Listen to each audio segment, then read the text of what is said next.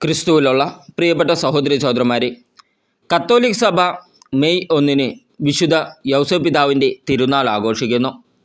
വിശുദ്ധ യൗസേപ്പ് ശക്തനായ ഒരു രക്ഷാധികാരിയാണ്.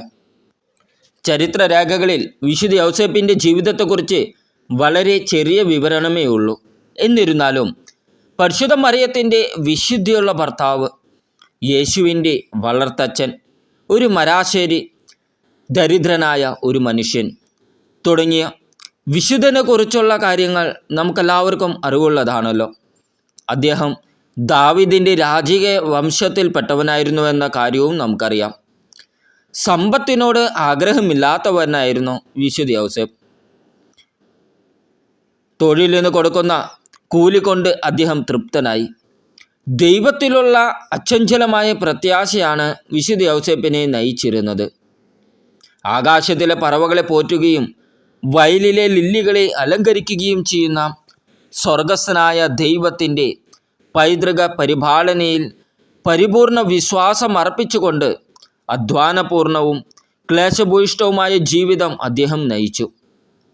വിശുദ്ധ യൗസേപ്പ് ദരിദ്രനായി ജനിച്ചത് കൊണ്ടായിരിക്കണം അദ്ദേഹത്തിന് ദരിദ്രരോട് പിതൃതുല്യമായ സ്നേഹമാണുള്ളത്. മനുഷ്യൻ്റെ പരിത്രാണ പരിപാടിയിൽ തൊഴിലിന് ശ്രദ്ധേയമായ സ്ഥാനമുണ്ട്. അത് നമ്മെ മനസ്സിലാക്കുന്നതിന് വേണ്ടിയാണ് ദൈവകുമാരനും അവിടുത്തെ വളർത്തു പിതാവും ഒരു തച്ചൻ്റെ ജോലി ചെയ്തത്. രക്ഷാകര പദ്ധതിയിൽ പരിശുദ്ധ കന്യകാമറിയം കഴിഞ്ഞാൽ ഈശോ മിശിഹായുടെ ഏറ്റവും കൂടുതൽ സഹകരിച്ച വ്യക്തി വിശുദ്ധ യൗസേപ്പ് പിതാവാണെന്ന കാര്യത്തിൽ തർക്കമില്ല. മനുഷ്യാവതാര കർമ്മത്തിൽ ഒരു തിരശ്ശീലയായി വർത്തിച്ചുകൊണ്ടും ഉണ്ണി മിശിഹായെ ജീവഭയത്തിൽ നിന്നും രക്ഷിച്ചും വിശുദ്ധ യൗസേപ്പ് രക്ഷാകർമ്മത്തിൽ സുപ്രധാനമായ പങ്കുവഹിച്ചു. കൂടാതെ ദിവ്യകുമാരനെ സംരക്ഷിക്കുവാനും വളർത്തുവാനും വന്ധ്യപിതാവ് വളരെയേറെ കഠിനാധ്വാനം ചെയ്തു. രേഖകളിലുള്ള വിശുദ്ധ യൗസേപ്പ് പിതാവിൻ്റെ വിവരണമനുസരിച്ച് അദ്ദേഹം ഒരു അനുകമ്പയുള്ള മനുഷ്യനും സർവോപരി ദൈവേഷ്ടത്തിനനുസരിച്ച് പ്രവർത്തിക്കുന്നവനുമായിരുന്നു.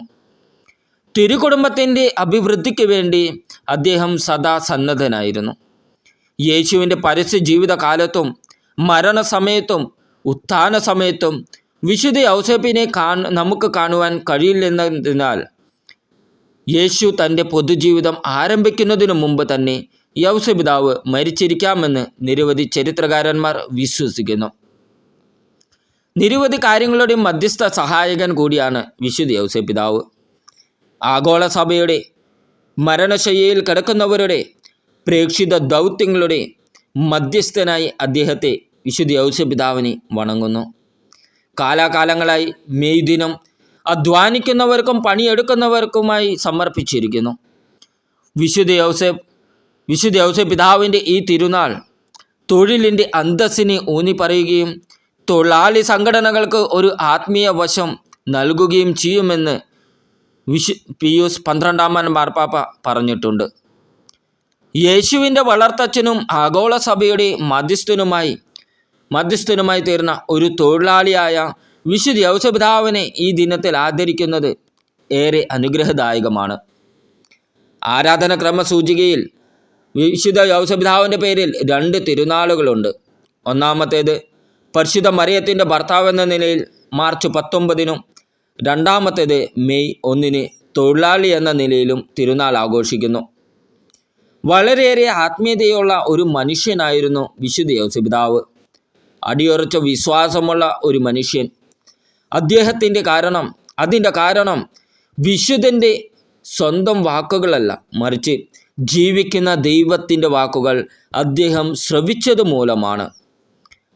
നിശബ്ദതയിൽ ജീവിക്കുന്ന ദൈവത്തിൻ്റെ വാക്കുകളിൽ അടങ്ങിയിട്ടുള്ള സത്യത്തെ സ്വീകരിക്കുവാൻ യൗസേപ്പ് പിതാവ് ഹൃദയം സദാ സന്നദ്ധമായിരുന്നു.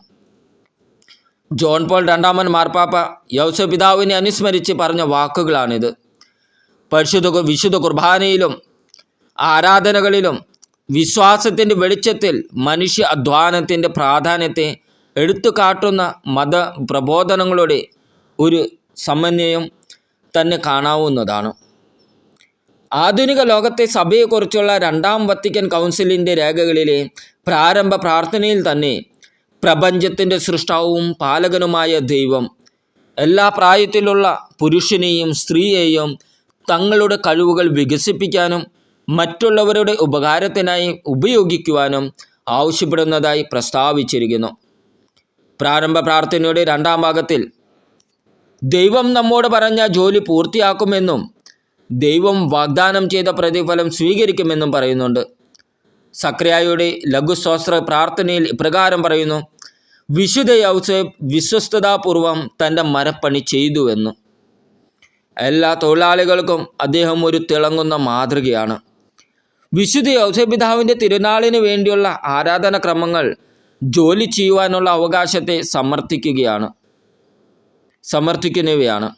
ഈ ആധുനിക സമൂഹത്തിൽ കേൾക്കേണ്ടതും മനസ്സിലാക്കേണ്ടതുമായ ഒരു സന്ദേശമാണത്.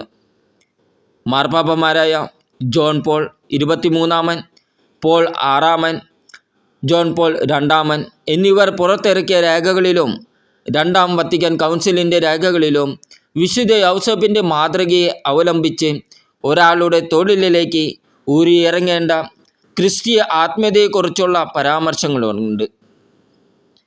കുടുംബത്തെ സംരക്ഷിച്ചുകൊണ്ട് തൊഴിൽ ചെയ്യുന്നതിന് ഒരു പ്രത്യേക അന്തസ്സുണ്ടെന്നും രേഖകൾ കൂട്ടിച്ചേർക്കുന്നു. നമുക്ക് പ്രാർത്ഥിക്കാം. പിതാവിൻ്റെയും പുത്രൻ്റെയും പരിശുദ്ധാത്മാവിൻ്റെയും നാമത്തിൽ ആമേൻ. ലോകരക്ഷകനായ ഈശോ മിശിഹായ്ക്ക് സംരക്ഷകനായി ദൈവത്താൽ തിരഞ്ഞെടുക്കപ്പെട്ട വിശുദ്ധ യൗസേപ്പ് പിതാവേ, അവിടുത്തെ തിരുക്കരങ്ങളിൽ ഞങ്ങളെ ഭരമേൽപ്പിക്കുന്നു. അങ്ങേ തിരുകുടുംബ ചൈതന്യം ഞങ്ങളുടെ കുടുംബങ്ങളിലും ഹൃദയത്തിലും നിറയ്ക്കണമേ. നീതിയിലും വിനയത്തിലും വിശുദ്ധിയിലും വിവേകത്തിലും വിശ്വസ്തതയിലും എളിമയിലും അനുസരണത്തിലും അങ്ങ് ഈശോയെ വളർത്തിയതുപോലെ ഞങ്ങളെയും വളർത്തണമേ. വീടിനും നാടിനും തിരുസഭയ്ക്കും ഞങ്ങൾ അനുഗ്രഹങ്ങളായി മാറട്ടെ.